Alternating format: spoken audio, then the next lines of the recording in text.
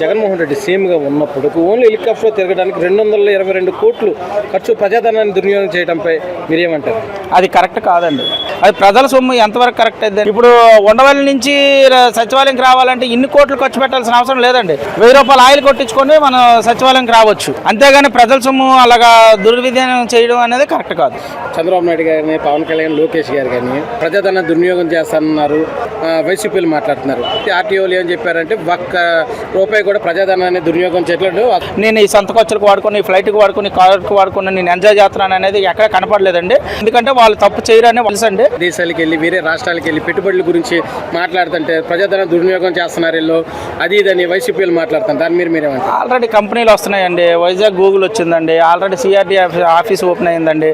ప్రతిదీ ఓపెన్ అవుతుంది, కళ్ళకి కనపడుతున్నాయి. వాళ్ళు ఉన్న టైంలోన ఆయన కూడా చాలా సార్లు వెళ్ళారు, కానీ అక్కడ నుంచి వచ్చింది ఏమీ లేదు, ఇక్కడ కట్టింది ఏమీ లేదు, ఇక్కడ ఏ కంపెనీ ఇక్కడ చూసింది కూడా మనం లేవండి. ఇప్పుడు జరుగుతుంది కనుక మనం చూస్తున్నాం కనుక వాళ్ళు చెప్పింది మనం నమ్మటానికి లేదండి.